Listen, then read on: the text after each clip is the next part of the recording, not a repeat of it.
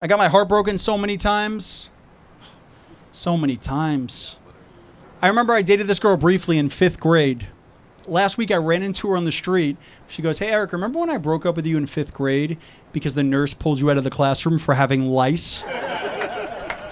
I'm like, "You mean the most devastating moment of my entire life?" Yeah, I vaguely recall that.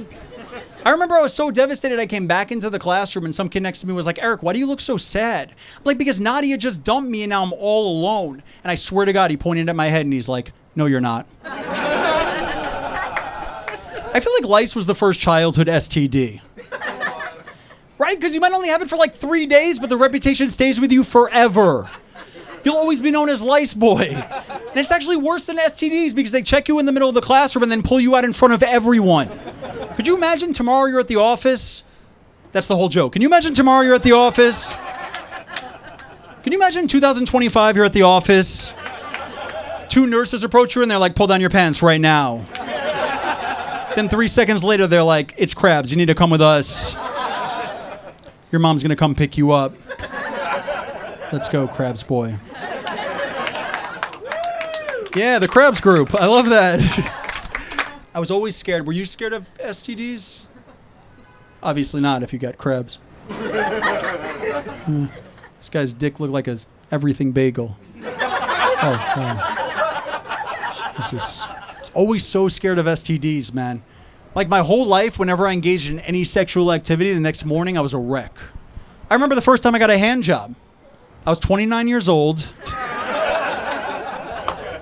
I'm kidding, I was in college, which actually doesn't sound that much better now that I say it out loud. Got a hand job. Next day I went to the doctor. I was like, "Doc, I definitely have an STD, no question." Last night I was unprotected. He's like, "You said you got a hand job." I'm like, "I know, she didn't spray Purell in her hands. Can you get it that way? I don't know."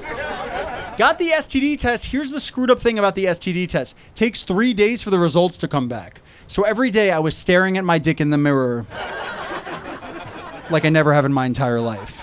I'm like, "Has this red bump always been here? I don't recognize it." By the way, the more and more I stare at my dick, the more I'm amazed that people have the confidence to send dick pics. I've never sent a dick pic to a woman. I will never send a dick pic to a woman. On the contrary, however, I've sent a picture of my dick to my friend Matt 100 times to get his opinion on whether or not I have an STD. And he always had the same response. He's like, "Dude, you better have an STD because if not, I'm just staring at your dick for no reason. This better pay off for me."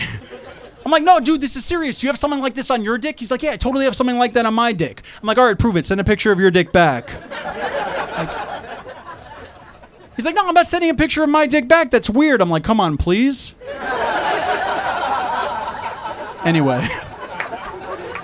Later that night, I'm in bed with this girl and a picture of Matt's dick pops up on my phone. She goes, "Why did a picture of Matt's dick just pop up on your phone?" I'm like, "I'm as confused as you are. He never sends one back." She goes, "Yeah, but why is his dick hard?" I'm like, "You know what? He did raise the stakes a little bit." My question is, how'd you know it was Matt's dick at first glance? That's my question.